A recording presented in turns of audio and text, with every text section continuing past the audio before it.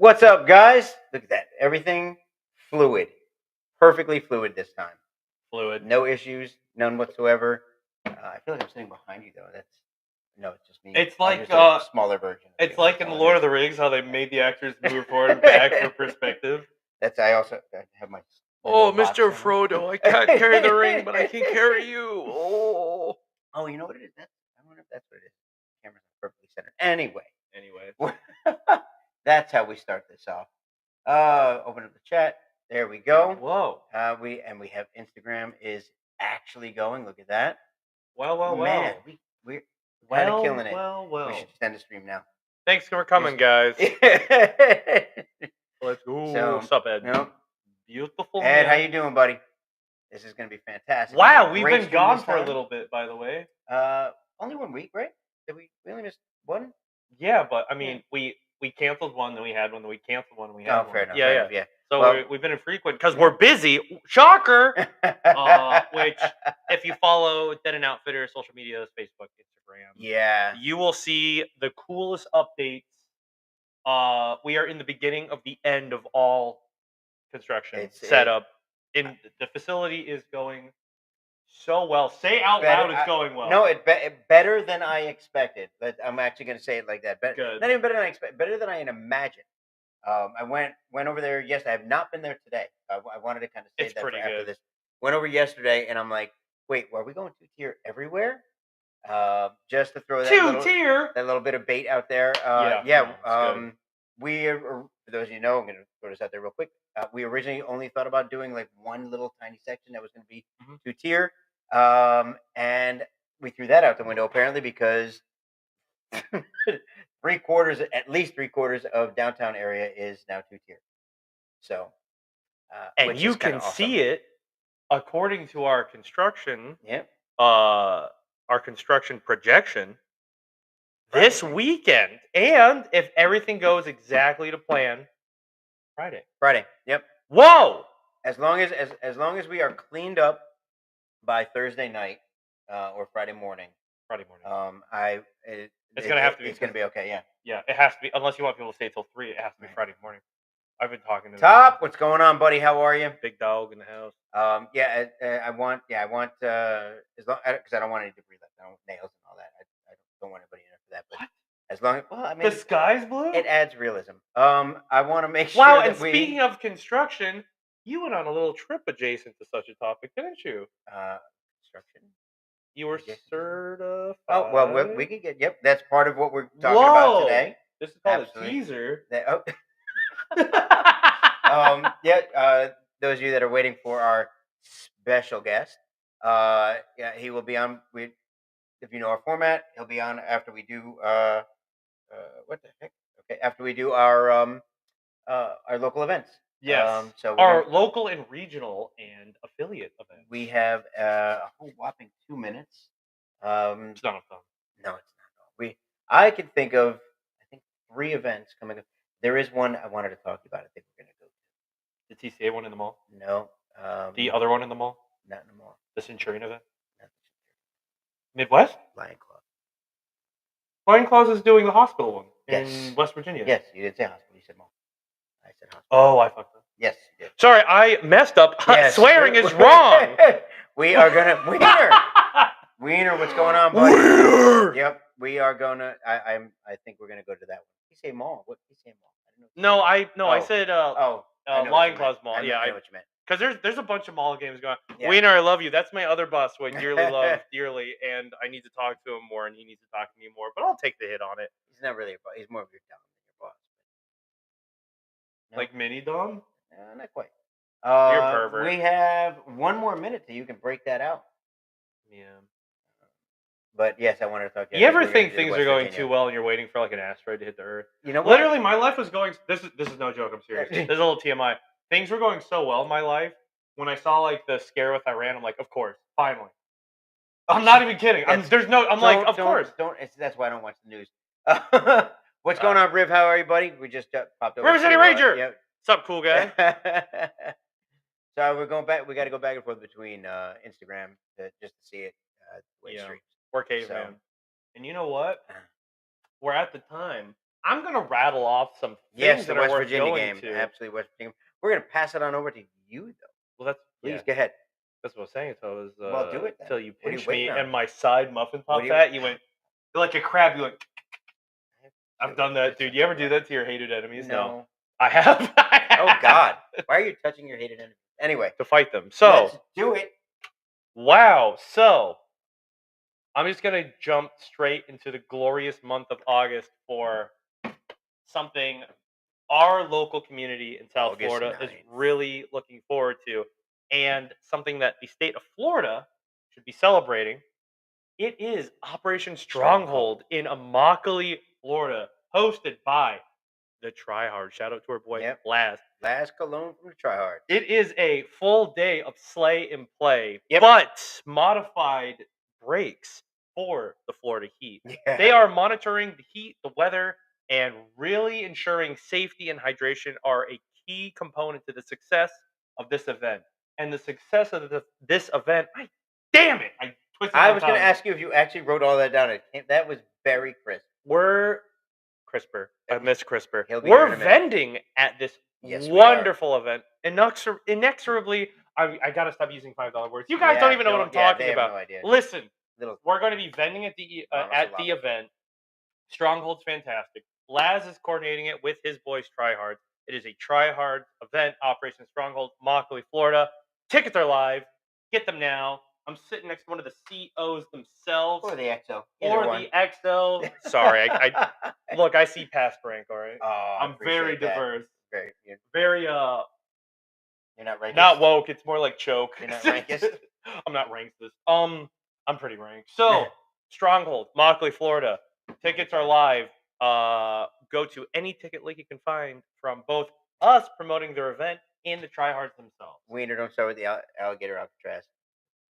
We're not getting political. No. With all that being said, we're shifting into the month of September. Yep. I'm just going to say one event that is going to be near and dear to our hearts. Absolutely. In Barnwell, South Carolina, at the Government Training Institute. This is TCA's Operation Iron Knife. Yep. This is a modified, action-packed, objective-themed event. Why did Milsim? It's not an event. It is a Milsim. Now, why am I framing it in such a particular way? Because it is going to be built specifically for high, intense action, objective play, and maximizing the space they've been given, which the space itself is, I dare say, maximum immersion. It is a government training institute. It was going to be a nuclear processing facility, but the whole 5 Mile Island thing happened, so they retired it, and a wonderful person bought it, and now it's the killing field we call home. So, follow TCA on all social media platforms for more details on that. Iron Knife is September 19th to the 21st. Did I fudge that up? No, I did not. God bless. Really just wanted that to stand out for the month of September. Fabulous event. Shout out to our man, Sal. Not boy, man. Going right along, you know what? I'm going to skip that so I don't fudge that. I want to, you know what? This will be the last one because it's important to us. Veterans for Airsoft are very proud, as are we, to announce, which they already have, but we're really emphasizing it, Operation Redacted 2 at the Mount Vernon Arsenal/Hospital in Mobile, Alabama. This is one of the most historically significant AOs in the region that is accessible to Airsoft. The illustrious Freddie Lux himself, with his wonderful ways, has persuaded the facility operators to allow us, cavemen, troglodyte, dorks, to enjoy ourselves on this facility. Limited tickets, limited space. Get it while you can. I can't remember if the tickets are live, but you should go to this live or not. Follow VFA on all their social media platforms. This is an organization made from veterans, for veterans, and more importantly, by airsofters too. They use, if I may, of course, VFA uses airsoft as the medium to help veterans on multiple levels, not just PTSD, things like that, on multiple levels. They are doing their what annual is it for their raffle? Oh yeah, they're doing their annual raffle right now. Annual charity raffle. Yeah, so it's pretty sick. Actually, go to their website and get your tickets for their raffle. That's actually coming up soon. Yes, and to punctuate this, that is November 14th to the 16th. Follow VFA on all social media platforms. I gotta stop drinking milk or something. I'm always congested. I'm like, I got this, and then just. All right. But yes, fabulous. I'm gonna end it there just to get right into the meat and potatoes of this Irish meal. Without further ado, we're gonna go ahead and introduce you to our special guest. Let's go ahead and bring him in. A mystery. There he is. There he is. How's it going, guys? How's it going, Rich? How are you, buddy? Doing well. Thank you very much for joining us tonight. Really do appreciate you taking the time. I know somebody fit a 25th hour in there, so I appreciate it. Thanks for having me on. Absolutely. So, for those of you that don't know, a couple of things about this. This is Mr. Rich Lort, the founder and CEO of Wolverine Airsoft. And I'm gonna ask you about that to have you tell the story. But the original Wolverine himself. It's John Wolverine. There is a story, and I guessed it by mistake somehow. Really? A little bit. Where the name came from, but I'm gonna talk a little bit about that. It was great being up there. We were just up there for the 10th annual tech class, correct? Sort of. Some depending on how you want to count it. Yeah, they were. Yep. It was like Richmond. Hands don't really make it to each other. It's like that. It was fantastic, and really it improved on even the previous one that I had been to. So it was even better this time, and we got to a whole bunch of it. But so again, I know you took the time to do that, which means you took time away from production, things like that. You actually had the production team there, so. Taking this time out for us makes it even more special for me, so I do appreciate that. So, without any further ado, tell us a little bit about yourself, how Wolverine was founded, etc. Sure. I mean, I guess you could start with I played airsoft growing up. I don't remember exactly when I started, but I know it was before I turned 16 because I had to say that I was 16 years old to order one of these. Airsoft guns on some website. And I remember feeling guilty about that.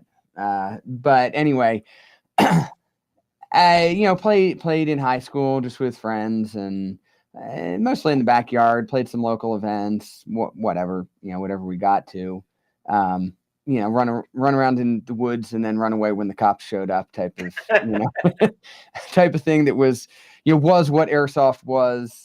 Whatever that was 20 years ago, more than 20 years ago now, long time ago. Did you ever do that? I didn't ever. I've run from the police. Yeah. Yeah, you from airsoft longer than I have. I shamefully get a Walmart Black Ops revolver and one of their M4s, go in the woods. Some people are iPro, some people don't. You play until a little old lady calls the cops like, "There's a militia training in my backyard," and then you run. Yep. Anyway, thankfully, airsoft has changed a little bit. Don't recommend that, guys. Just saying, this is what it was. Thankfully, there's a lot more options now to play than there was, 25 years ago. But went to college, got a degree in engineering. When I was at college, didn't really have, my friend group kind of dispersed to different areas and different colleges and stuff, and didn't really have many people to play with. So kind of got away from it, in college a bit, and then graduated, moved down to Huntsville, Alabama to take a job with working for NASA, doing some contract work for them, working on some of the. Excuse me, are you telling me Wolverine? It's rocket science. Yeah, he's like just a degree in engineering and then NASA. He's throwing these things. He's got a master's degree. You are annoyingly overqualified. This is almost frustrating. Yeah, it's not rocket science. You, who's been a rocket scientist. I don't know that technically what I did wouldn't be considered rocket science, because if you talk to them, the rocket scientists are the ones that do like all the orbital calculations or the thrusters or all that. I was working on the structural stuff. He's doing a literal difference between someone who works at 7-Eleven and goes, no, I'm part of the corporation. He's doing the opposite. He's like, literally worked it. I don't care if you were you worked at NASA, dude. I've worked for Fortune 100 companies. It's not easy to get into these businesses. Don't downplay it quite so much. Yeah. Anyway, I work in a warehouse. Anyway, I ended up, I got back into playing a little bit. There was a few more places local I could play there, so I started traveling to some national events, doing some of that type of stuff. And, most of my friend group was no longer in college, so we could kind of get together and get, travel around and do stuff from time to time. And then the contract that I was on ended up in a weird spot where they had money to pay me, but they didn't have money to pay me to do anything.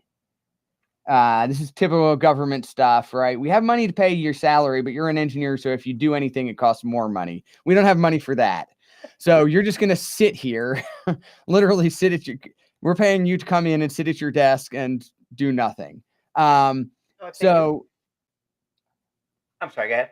No, so I started just brainstorming ideas and looking at different stuff, and got into designing HPA engines, and spent like 3 years in my basement, basically just designing different variations and testing stuff, and eventually had something that I thought people would like. So we me and another guy that sort of came on as my business partner at that time. He eventually left and went to medical school, but it's all good. He's doing well now. So we set up an LLC, did all our paperwork, got our set up a little website that I built myself, and put a Facebook page up and went live with it. And that was the SMP. And we have been building HPA products ever since. That was like almost 13 years ago now. Almost 13 years ago now. And we've just been building it one step at a time, moving from engines to regulators to on-gun air supply to variations of engines to eventually having our own complete gun line that is the MTW. So I didn't get a chance to ask you this at the class, and as you were saying it, it occurred to me. So the 3 years you were designing this thing, this would have been 15, 16 years ago. 3D printers were all but non-existent in the home. CNC certainly non-existent in the home. Best you could do is maybe farm it out to So I was paying for my wife and I had a budget line item that was the amount that I could spend each, sort of set aside each month for getting parts made. And I don't remember what it was, but it wasn't a whole lot. I mean, I was making fine money, but not a ton. I was fresh out of school. And we set a little bit of money aside each month, and it went in the pot. I designed parts and send the drawings off to a shop to machine samples for me and get them in, and order parts. Some of them were custom made for the machine parts, and then you had the all the fittings and the valves and stuff that I'd have to work with different suppliers to get those.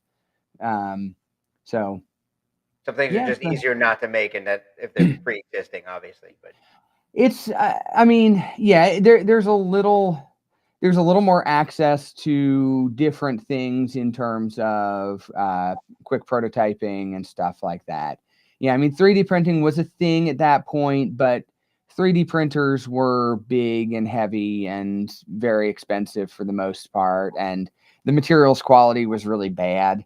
You couldn't make very many functional parts. It was mostly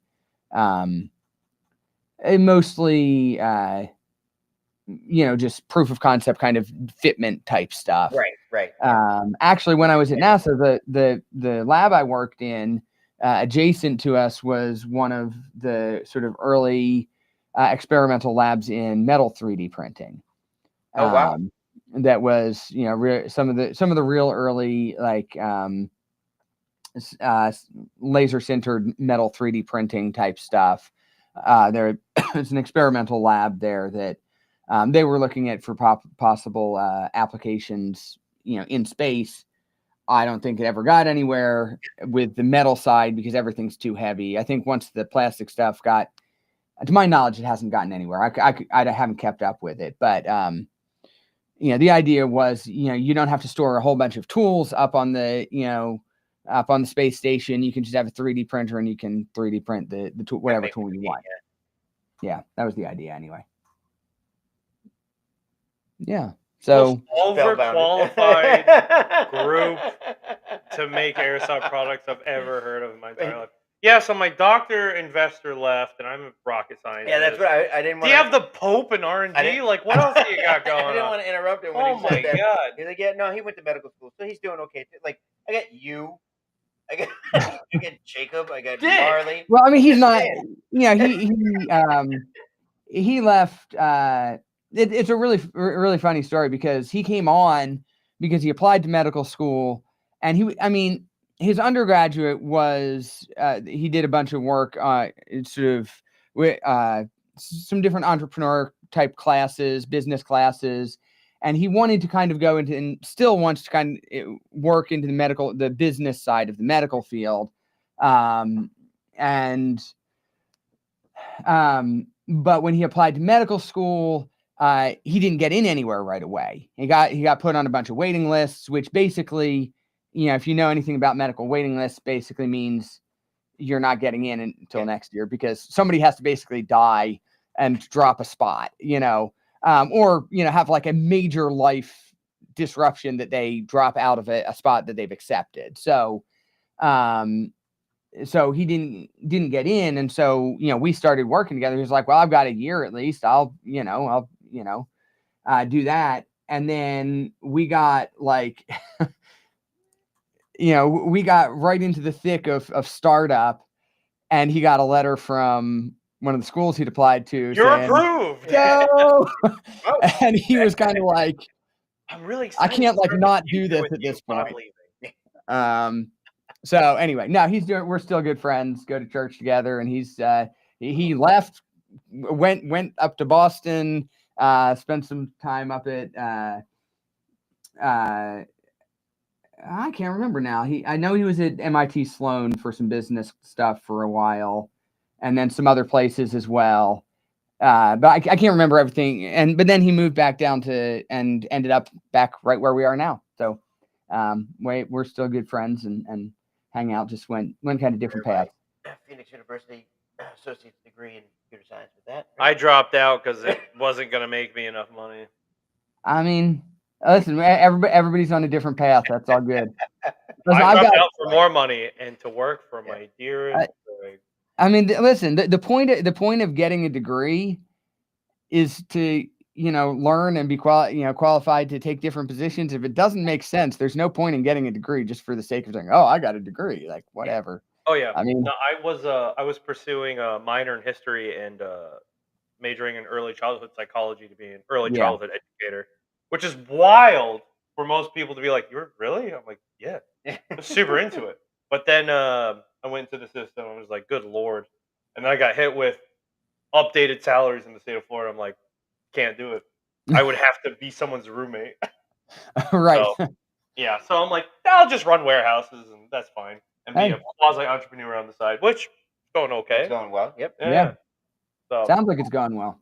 I'm gonna have to get down there at some point. I have not actually been South Florida or south of the northern part of Florida in quite a while. I know you guys aren't like all the way south, but I've not been that far down in Florida in some years. It's been a minute.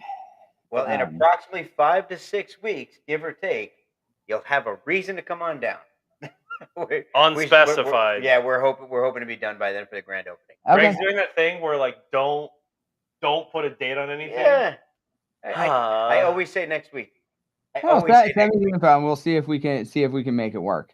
That'd be awesome. It would be awesome to have you down here. Which I'm we're just like I think I mentioned. I'm trying to make this like a big block party. Is really all it is. Actually, to have not just you but your company in an official capacity down here for a grand opening scheme would be probably an exemplary thing for you to do. Always pitching. He's always pitching. But that's neither here nor please do it. But anyway, I mean, yeah, just got to get me the dates and we'll see what's happening. Right? You know, we like to support the industry and people that are doing cool stuff, and so if we can make it, you know, I don't mind making a trip, but we do have a pretty full schedule, so only a few weeks notice.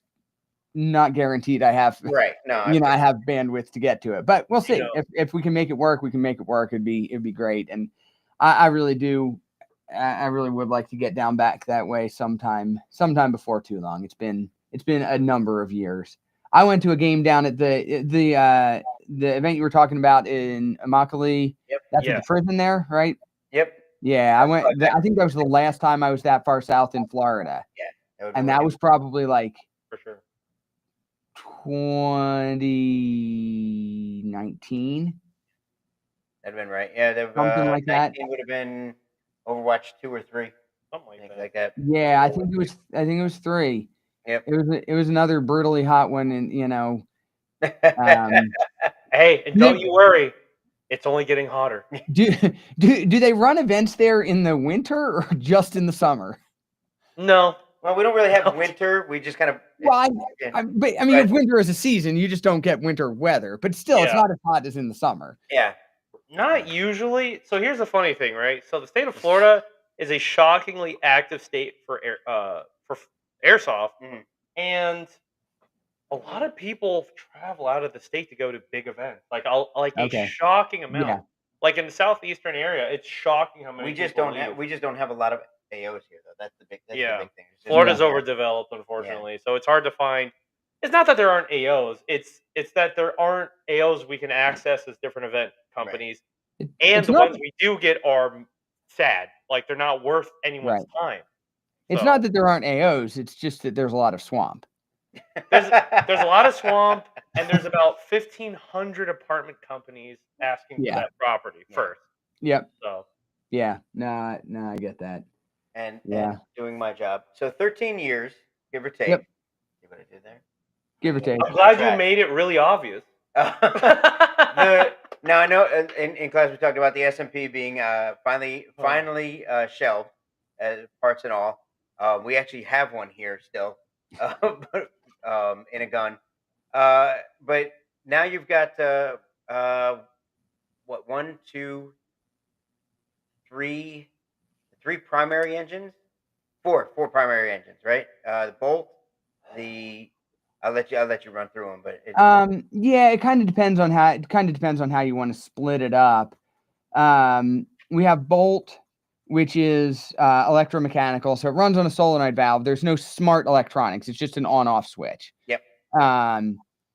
We have Bolt M, which is the all-mechanical version of the Bolt. And then we have the Inferno Gen 2 has been our workhorse for like 8 years now. I said 13. I think it's 12 years, guys. Great engine. Sorry, I'm gonna have to go back and do math at some point. I think it's 12 years, not 13. But my brain's whatever. Anyway,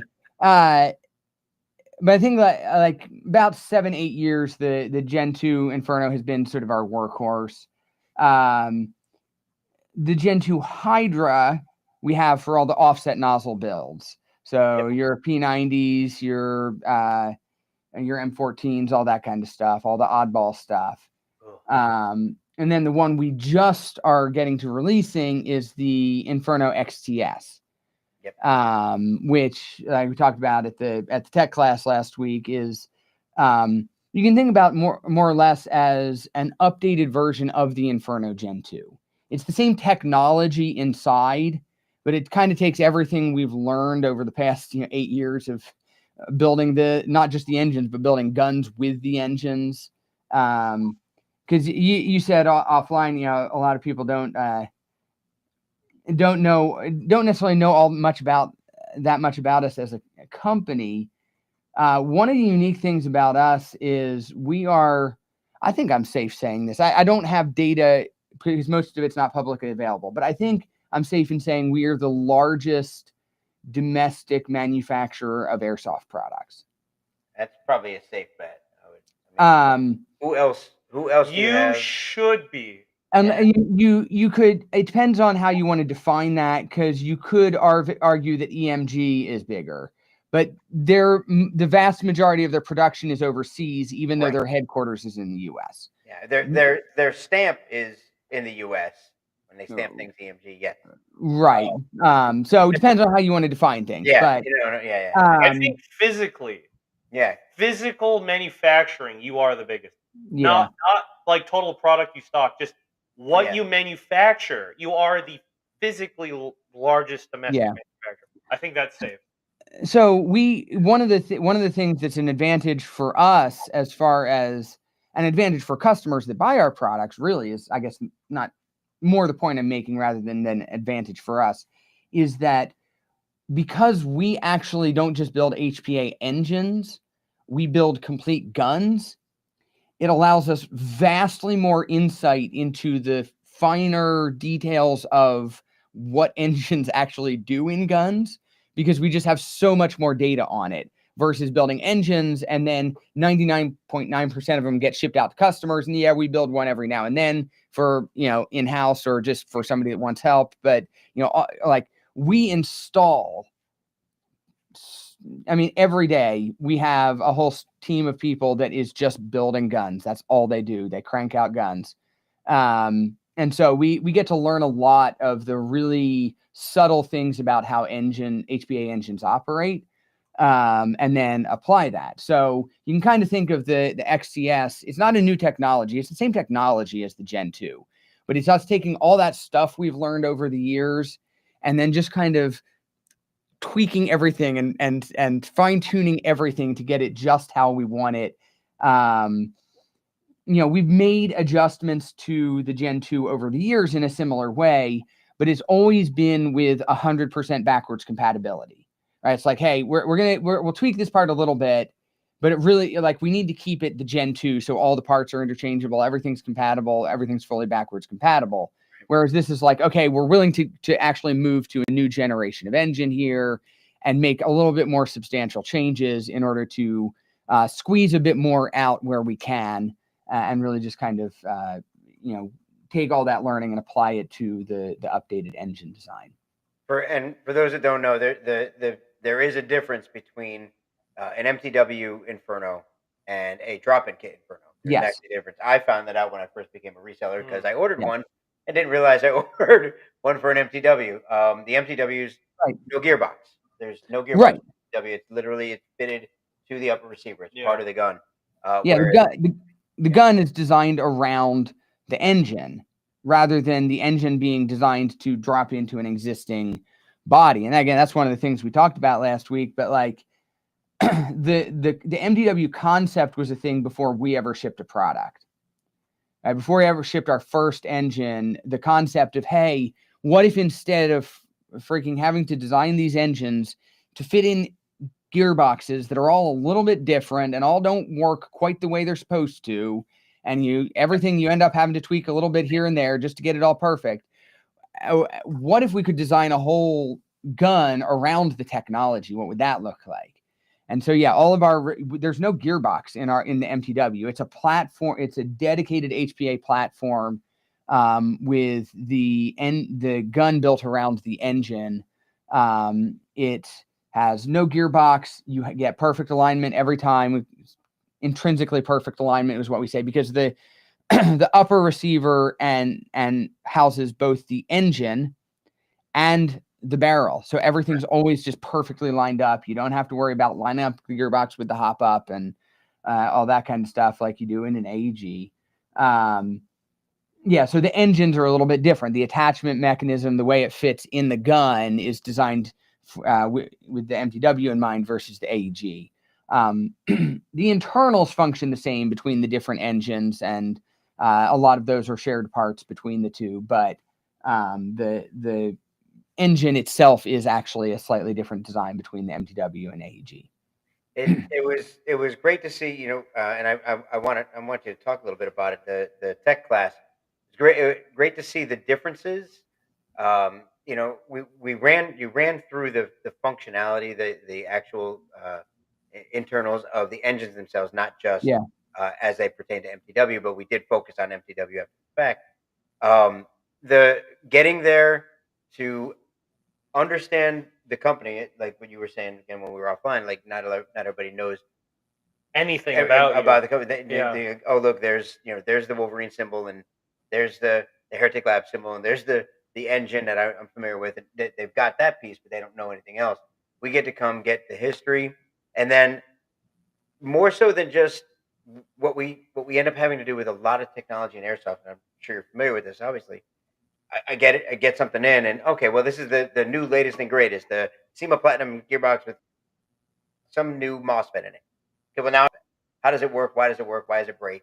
I got to go through all these things. I got to figure it out on my own. Whereas, you're like, oh, by the way, new year, new class. Guys, come and learn about this actual technology so you can take care of it and take care of your customers.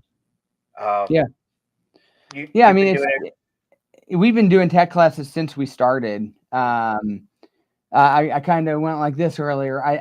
Again, I'd have to go back and count. I think we've done tech classes for 11 years, but I think we missed 1 year with COVID. Again, if I'm counting correctly, but I'd have to actually sit down and count it out. It's something like that. The COVID particles were bigger than the nozzle, so you couldn't shoot the gun. So that's why I had to cancel I remember that specifically. I was there. These big COVID particles. Yeah. That's why you wore the filter over your face to keep the BBs out. Trying to fit the BBs with little man. No, so I mean, from the very start, to me, it was one of those things that I was kind of like, why? Because again, I grew up in the era, even when I was starting to design the engines, like trying to find actual like good information on any airsoft product was just awful. It was impossible. You'd end up on some forum somewhere. Somebody's torn this apart and taking pictures. And if you're lucking a couple measurements with some calipers that have lived in the bottom of their toolbox for who knows how long, right? Can I ask? It was terrible. This sounds so close to? Did you see some of the most accurate early information on airsoft I ever got was on Airsoft Sniper forum pages? Sure. Oh yeah. Yep. Been on there many times. Not a long time, but yeah. Those guys were the only people in that I ever knew that I bought a micrometer to measure my Mancraft system, to measure my Angry Gun upgrade unit, and they just went into it for 300 comments. I was like, these guys are legends. That was it. Yeah. Or you would get horrible Chinese to English translated. There's no joke here. Shoot gun fast soft air. You're like, I didn't get. What are we doing? Even the manufacturer instructions were horrible. Oh yeah. Seldom do we get the science behind things. We get you get the airsoft tech he's the best at his field, and he says, well, it works this way because I've seen it work this way. No, there's no science behind it. He doesn't do anything. And it drives me crazy because there's a lot of science. Fluid dynamics plays a big part. Mechanical engineering plays a big part. There's a lot of science that goes into it to do it right. Not just roll the dice and go, hey, look, it worked. It's just so funny you mentioning there was no good info early on. Whenever I needed anything, you always had to go to blogs or Reddit. That was it. That was it. There was nothing.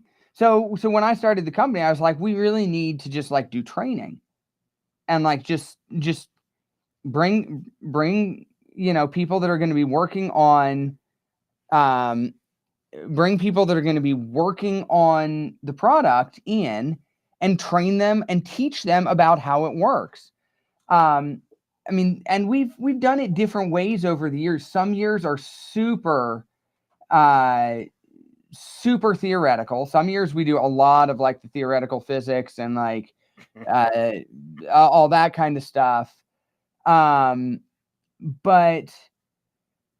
and some years it's more just hands-on and practical. Hey, this is how this works, and this is how you service this particular item. But either way, I didn't want our products to be something that people were. and again, there's a balance here, right? Because I'm huge on information sharing. I've been a big supporter of some of our different owners groups that have come up. We don't run any of them. We have never run any of them. They've always been totally community run, but we've done a lot of work to support them, provide good information, and information sharing is great. Right? I'm very thankful for information sharing in airsoft. But not all information that is shared is correct. Right. And so I was like, I really want, as much as we can, with our products, to really provide good information so that dealers are equipped to help customers, and customers, have confidence to go into a dealer getting stuff worked on. So yeah, I mean, that's always been a big priority for us, is just, so yeah, I mean, we shut down. I mean, we pretty much completely shut down operation for 2 days. And then there's a ton of work just the whole week leading up, and even for months ahead of time, getting all the training set up, doing all the planning, reserving the different venues and doing all the different things that we need to do in order to coordinate all this stuff. It was a fantastic experience. It absolutely was. Not just the information, not just getting the knowledge, but meeting the people we got to meet. Yep. This time, I don't recall that the last one I was at, that you actually had the entire manufacturing team come in. They split days. You had them come in. We got to meet them. Just a lot of different folks. We got to meet them when we went to the factory, when we went to the different stations. But doing all of that was absolutely fantastic. Yeah, we pull in not the whole manufacturing team, but a good chunk of the of people. The production managers kind of pick out people they want to be there for different parts of the training. Because again, it's also good information for them. They're there every day putting these parts together, doing all this stuff. That doesn't necessarily mean that they've gotten the theoretical training on why they're doing what they're doing. Sometimes it's just, well, I know that this is the process that I've been given to do it. So it's nice for them to just get, again, more of the technical background on why we do what we do, how it works, and all that. But yeah, it's a really good time, and I really like the. It's also just an opportunity to kind of cross-pollinate ideas and have people, get together across the industry, because we have people there from. I mean, we had multiple different shops from the UK, Spain, Germany, Belgium, Canada, maybe some others I'm not thinking of off the top of my head, in addition to US dealers. Right. And so it's just a really good opportunity to kind of get people together to talk and come up with ideas, and sort of keep trying to move the sport forward, because I think there's not a lot of good opportunities for that. And hearing some of the different, but and then some of the same problems that they're having. We had breakfast with some of the guys from the UK. And they're way down South Peninsula in the UK, and some of the problems, exact same thing we see, every day. That's no different. But they run into some of the other stuff where it's like their travel to go to field sometimes is hours and hours and hours. Just to go, even more so than it is here. Their jewel rating, depending on where they go or what they're allowed to do where they go, like it varies, county to county, almost. Like for them, it's almost a variety. Yeah, the clubs in Scotland are almost completely different than the clubs in South England, and then almost different than in North England, which hugs Scotland, which is very weird. Yeah, for that area. Yeah, there's a lot of different.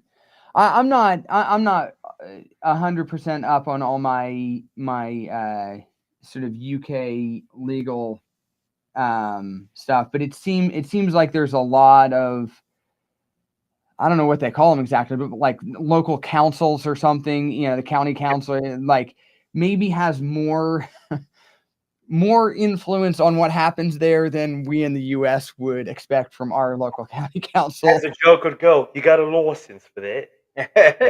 Literally, you're not wrong. It's local councils that regulate regionally what they can and can't do for both property, private or public, you kind of hit it on the head. It is the local councils and the council people they vote for that really determine in that. Even like different towns, Birmingham, Yorkshire, it goes town to town. Yeah. The biggest conversation we had during the tech class, and a lot of the questions and changes and things, the conversations were around the Gen 12. Yeah. Because it shoots 8 rounds at once, which is nuts. By the way, good job. And the dual ratings and things like that. That was they're like, some places can't even use it. There was a lot of that. It was really cool. The conversation, because the conversation went from that to what could we, Rich asking, what kind of changes would you like to see? And he already had a list that people have already said, and a lot of people said the same thing over and over again. We were seeing different stuff, but also there was a divide. There was, I sat on one side where I'm like, I'd like to see a bit bigger spread, like a multi-barrel style spread for shotgun. And then there's people like, it should only shoot 3 or should shoot 6, or you should be able to choose it. Cowards. So many different things. And he's like, it's one gun, guy. I want you to take the average pellet of a 10 gauge round and that many come out. All right, I want to get hit with 45 rounds at 350. Why 8 BBs, right? Well, 8 BBs is actually fairly accurate for like a 12 gauge double-aught buckshot. 8 or 9 pellets is like what you get. It's not that bad to get hit with. I'll say that. I don't fully understand it because like both subjectively, like my experience, I've gotten shot with plenty of both, and just like mathematically, it's not any worse than getting shot if you allow full auto. Yeah. Right. It's just there's more spread outside of 3 or 4 feet. Right. It's it starts spreading a decent bit relatively quick. More than something that shoots fairly accurate and is running 30 rounds on full auto will. I don't know. Like generally the energy is lower overall. Most places you're running sub 1 joule on the shotgun. I can get a touch over that if the field allows it, but most places are sub 1 joule. Well, tons of places allow no rate of fire limited, 1.1 to 1.25 full auto. So like, I don't get what the holdup is. It's if you understand there is a level of comfort and familiarity to the 3-shot. We've lived in a 3-shot world for airsoft shotguns for literally ever. I think the first shakeup to that was quite literally the Flak 10. That was the first time. I'm not saying the Flak 10 was a good weapon, but that was the first time ever people thinking 3 shots was a lot, and then holy God, it goes, and then the Flak 15.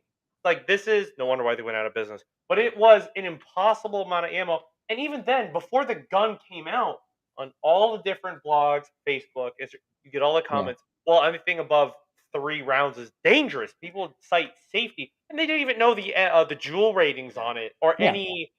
So it's assumed risk and power over the reality. Like, I'm basically siding with you.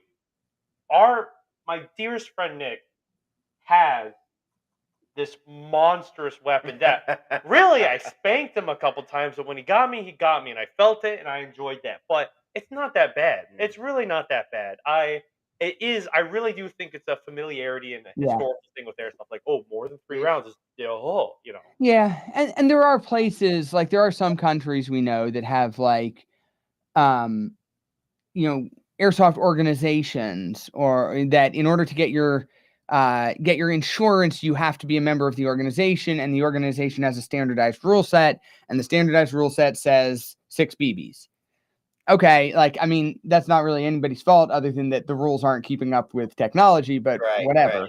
And even insurance policies, like clubs in the UK, not to be too specific, but clubs in the UK really can, like, at the drop of a hat, be like, we don't like how the number looks on the MED or the rounds or the FPS, so we're going to lower it so we look better on paper. Not the reality. The reality doesn't matter. Much like legalese in the United States. what's legal doesn't necessarily reflect what's reality. So well, we have the same thing in the U.S., right? I mean, yeah. Maybe this is a hot take here, but I don't think that full seal goggles are safer than a good pair of safety glasses. Again, I have seen more people take their goggles off because they get fogged, run into things because they can't see crap. Like I've seen it, and I have still yet to, and I've played a bunch of places that have, you go anywhere outside the US, there's no full seal goggles. It's you go play in the UK, maybe there's some other place, but most places, anywhere in Europe that I've played, UK, played in South Africa, I've played all over the place. I've never seen an eye injury due to not having full seal. I'm not saying it's zero. It will happen eventually. Yeah. Right? It will happen eventually. I'm just arguing I would be willing to bet there are more injuries due to massive fogging issues with full seal goggles than they prevent by the fact that, hey, if you get a shot at just the right angle, then it could, that's my opinion. Shout out to Milsom West for being the great experiment on this ruling. So they don't necessitate full seal right now. Really? How'd they manage that with insurance? Yeah, that's what I have no idea. But this is because that the reason that's been a driver in the U.S. is it's an insurance requirement. Right. Yeah. So I'm good on them for like I'm all for it. Like is my thing. Like I think you'd be far better, like total actual injuries. You'd be far, if you want to require one or the other, let people wear safety goggles and require some sort of lower face protection. I'm actually going to double check that assertion. I think I'm right. I hope I'm not mixing up another field. Like controversial. I think you would have lower face protection. I think you would have vastly less injuries if you did that. I agree with that. It is a hot take, but I agree with that. And in our indoor, I've actually basically bullied people into wearing lower face protection. Under 18, they have to.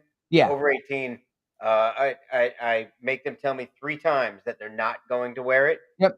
And then if they do, they have to wear a custom-made wristband that I made, which is rainbow in color and says, "Teeth are for chewers. I suck." And you have to wear that if you choose not to wear lower face protection. Yeah, my biggest holdup with the lower face protection is depending on what it is, it either makes the fogging worse, right? Which again would be or it like you have a really hard time having it not run into your big full seal goggles, right?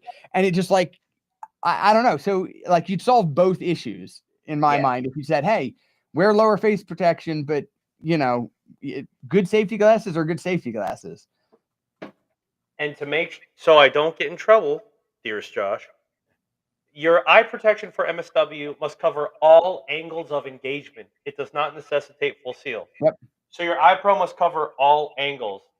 Is that a legal gray zone? I don't know. But I do like how I have seen that in action where, like, yes, like what you're saying, like, fogging is we live in the South. Yeah. You're going to fog. There are so many people, you'll get those less safety or rule-oriented people to go, hey, I'm going to turn around and just go in this corner and, like, lift up my goggles. Oh, absolutely. Yeah, absolutely. Like, I completely agree with you. That will ensure more people take their goggles off to reduce fogging than anything. Thank God we have an indoor with AC. Shout out to Xbox, by the way. Shout out to our sponsor, Organic Segue. Shout out to fracking and big oil. No, but yeah, that is it is a hot take if you're safety oriented in terms of not necessarily the reality of operating the field, but retaining the insurance. But in terms of like the actual reality of playing, like I completely agree with you. Just covers your eyes. So we do have 6 minutes left? Oh my blessed stars! Was there? Yeah, that was a good conversation. We definitely ran through it. Yeah. Wow. I had questions. Anything you wanted to announce? Anything you want to any tidbits you're willing to share? So for anybody watching that hasn't kept up, our big thing over the past past few months, from URL's perspective, from our perspective, it's been like 18 months, has been rolling out like 3 major new technology updates.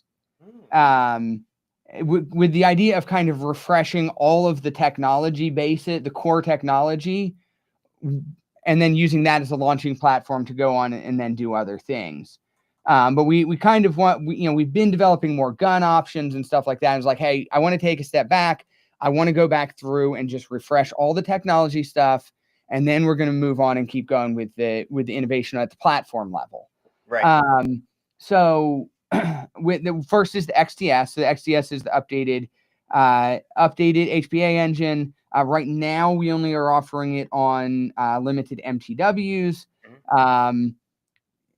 Probably eventually it'll make its way to AEG, but it's gonna don't hold your breath. It's gonna be a minute. We have a lot of other stuff before we get to that. Sure. One of the big things with the MTW version of the XTS is that it has the ability to run the Quake stock, the Quake MTW stock. This is a totally new way to generate felt recoil. Been getting really good feedback on that so far. Very, very, again, background on us, my design philosophy, our design philosophy is that in a complex world, performance shouldn't be complicated. So anytime we can simplify performance and make things just work, without all the complexity and the extra stuff that can go wrong, we go for that. So the new Quake MTW, very, very simple way to generate recoil, super robust, really happy with that. So that's the second technology building block. And then the third is the Blink system, which is a Bluetooth integrated control system. Now, some of you that are up on HPA stuff might be like, well, there's other Bluetooth options on the market. What's so unique about what you're doing? There's a bunch of stuff. One, again, goes back to the basic design philosophy. The whole interface is designed around the user experience to just be simple. It has everything you need, nothing you don't. It's easy to follow. You can get it done. Battery consumption is absurdly good. Even while running linked to a phone, you will get a calculated, obviously depending on exact use, but calculated about 4 days of runtime on a standard mini LiPo battery while running linked Bluetooth. That's ridiculous. And it's like, I don't remember, 10 times that or more. I can't remember exactly the exact number. If you're not running linked Bluetooth. So very, very low energy consumption, which again, makes your life easier. You don't have to worry about your batteries dying. You can just go out there and play and have fun. But then the integrated side of it, we call it an integrated control system. What the heck does that mean? We developed this in conjunction with Ace Tech. So it integrates with Ace Tech's architecture of chronographs. So you can, first off, you can connect to any of their Bluetooth chronographs in the same app that you use to control your gun, and you can get your chrono readings there. Say, okay, well, that's kind of cool. It's neat. It's all one place. But we did one better, and this is a patent that's currently in process. But we actually created a closed loop control system so that the app, while it communicates to both the gun and the chronograph, will take the chronograph readings and use that to tune the gun. So it will that is awesome. Right. So it's all an integrated thing. You don't have any clue what you're doing tuning dwell. You don't have to, if you have it hooked up to the gun or hooked up to the chronograph, you just hold down the trigger, it'll tune the dwell for you, everything will be set, you'll be good to go.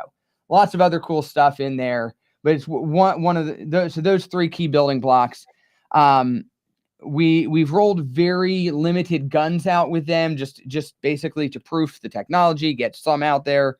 The next thing you're going to see is more of them coming out aftermarket.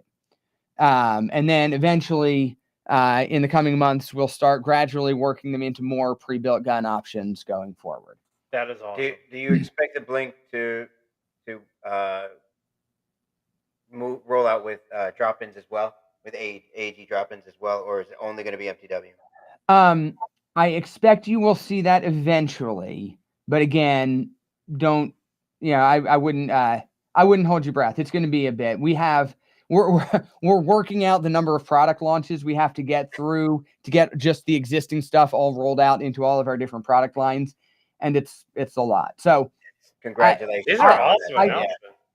I'd love to get there eventually and have that Bluetooth on AEG, but don't, again, you won't, I promise you will not see it in the next 6 months minimum. And probably best case, you're talking a year out realistically for that, but who knows? We don't actually have it on the schedule as far as exactly when it's happening. But it's on the development concept board as far as stuff that we could do. Thank you very much for all that. I really do appreciate it. Trying to be respectful of your time. Any last words? Anything you want to throw out there? Any events you're getting? I know you're booked on events. You actually said you haven't been able to play and you're not looking to play, but anywhere anybody going to be able to find you guys other than in Tennessee? That's a really good question that I should have looked up our event schedule before I got on here. I actually don't know offhand. Sorry. I know there's events on the schedule, but I am not sure which ones we're hitting. I just did not refresh my memory on that. Find them at your local Walmart. Yeah, I'll be trying to get out to 1 or 2 events before the end of the year, but so feel free to say hi. But probably if I'm an event, I will not be publicizing that I'm there. I'll just be going and just going there and playing and having a good time. And that feel free to come by, say hello. I don't mind talking to people, but I generally go anonymous when I go to events just to play these days, just to keep it low profile and have fun playing and not get pulled out of the try to stay connected to the hobby and have some time to actually enjoy doing it rather than doing the business side of it all the time. Sure. So I definitely understand that. Absolutely understand that. So, thank you very much, sir, for coming on. Really do appreciate it. I look forward to seeing you out there sometime or at the next tech class. I'm sure we'll be at that one again. But thank you again for that, for this, and for everything you've done for all of us in Airsoft. Really do appreciate it. Absolutely. Well, thank you guys for having me on, and keep up the good work down there in Florida. Absolutely. Will do. Take care. Take care.